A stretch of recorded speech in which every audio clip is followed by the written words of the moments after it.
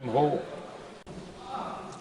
सिर्फ राजनीतिक लाभ लेने के लिए जो बवंडर खड़ा किया जा रहा है, मैं आज बड़ी जिम्मेवारी के साथ इस सदन में इस पवित्र जगह से कहना चाहता हूं, चाहे दक्षिण हो, उत्तर हो, पूर्व हो, पश्चिम हो, छोटे राज्य हो, बड़े राज्य हो, मैं आज एक जिम्मेवारी से कहना चाहता हूं कि निर्णय प्रक्रिया किसी के साथ भी भेदभाव नहीं करेगी। मैं आज एक जिम्मेवारी से कहना चाहता हूं कि निर्णय प्रक्रिया किसी के साथ भी भेदभाव नहीं करेगी।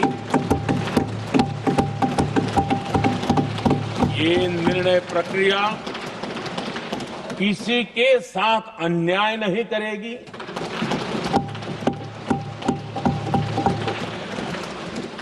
भूतकाल में जो सरकारें रही और जिनके कालखंड में जो परिसीमन हुआ और जो अनुपात उस समय से चला आ रहा है, उस अनुपात में भी कोई बदलाव नहीं होगा और वृद्धि भी उसी अनुपात में होगी।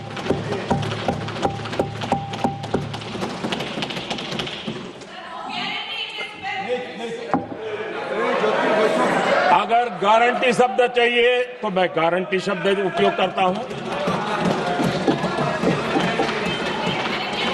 वादा की बात करते हो तो मैं वादा शब्द उपयोग करता हूं। अगर तमिल में कोई अच्छा शब्द हो तो वो भी मैं बोलने के लिए तैयार हूं। क्योंकि जब नीयत साफ है तो फिर शब्दों का खेल करने की हमें जरूरत नहीं है जी।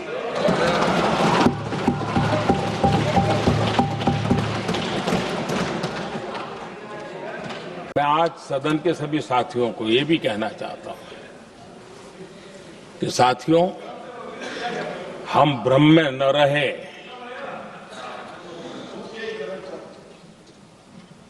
हम उस अहंकार में न रहे। और मैं हम शब्द प्रयोग कर रहा हूं। मैं और तुम की बात नहीं कर रहा हूं। मैं हम इस भ्रम में न रहे कि हम देश की नारी शक्ति को हम कुछ दे रहे हैं। जी नहीं, उसका हक है। और हमने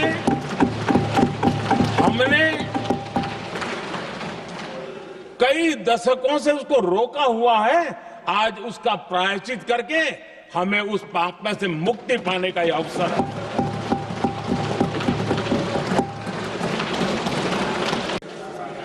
हम सब जानते हैं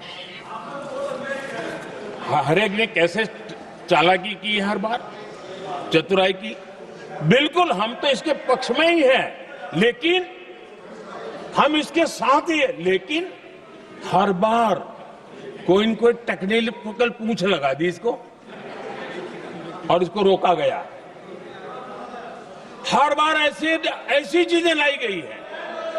हिम्मत नहीं है कि हम 33% महिलाओं के आरक्षण का विरोध कर पाए। वो तो जमाना चला गया। आपको करना नहीं है, लेकिन कहने की हिम्मत भी नहीं है। और इसलिए टेक्निकल बहानेबाजी, ये करो तो ये, वो करो तो वो, डिगरा करो। अब देश की नारी को नहीं समझा पाओगे।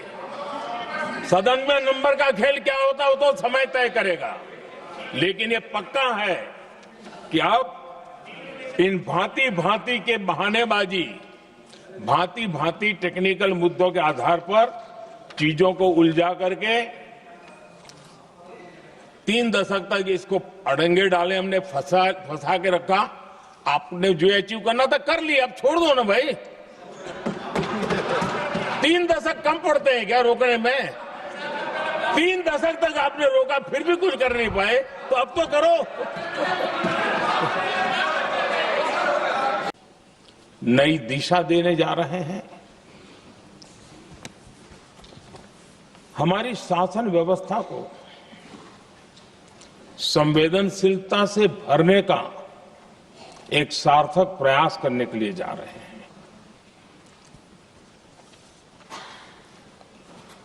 और मुझे विश्वास है कि इस मंथन से जो अमृत निकलेगा वो देश की राजनीति की भी उसके रूप स्वरूप को तो तय करने ही करने वाला है, लेकिन ये देश की दिशा और दशा भी तय करने वाला है। इतने महत्वपूर्ण वोट पर हम मदर ऑफ डेमोक्रेसी है। हमारी हजारों साल की लोकतंत्र की एक विकास यात्रा रही है और उस विकास यात्रा में एक नया आयाम जोड़ने का एक शुभ अवसर सदन के हम सभी साथियों को मिला है। और मैंने प्रारंभ में कहा है कि हम सब भाग्यवान हैं कि हमें ऐसे महत्वपूर्ण और देश की आधी आबादी को इस राष्ट्र निर्माण की नीति निर्धारण प्रक्रिया में हिस्सेदार बनाने का सौभाग्य मिल रहा है।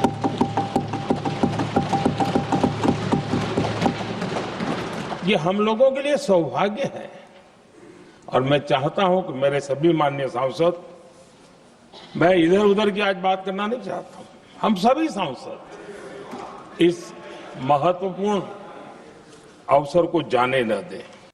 हमारे देश में जब से विमेन रिजर्वेशन को लेकर के चर्चा हुई है और उसके बाद जब जब चुनाव आया है, हर चुनाव में महिलाओं को मिलने वाले इस अधिकार का जिसने विरोध किया है, जिसने विरोध किया है, देश की महिलाओं ने उन्हें माफ नहीं किया है। उनका हाल बुरे से बुरा किया है। लेकिन ये भी देखिए, जिन लोगों को इसमें राजनीति की बू आ रही है, मैं चाहूंगा कि वो खुद के परिणामों को पिछले 30 साल में देख ले। फायदा उनका भी इसी में रास्ता दिखाता हूं। इसी में फायदा है कि जो नुकसान हो रहा है उससे बच जाओगे। और इसलिए मैं समझता हूं कि इसको राजनीतिक रंग देने की जरूरत नहीं है।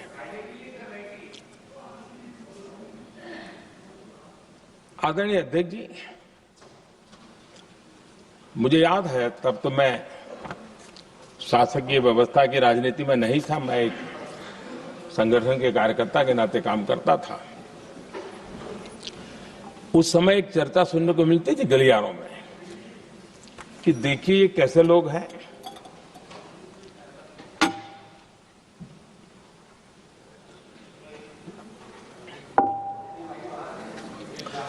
पंचायतों में आरक्षण देना है तो बहुत आराम से दे देते हैं,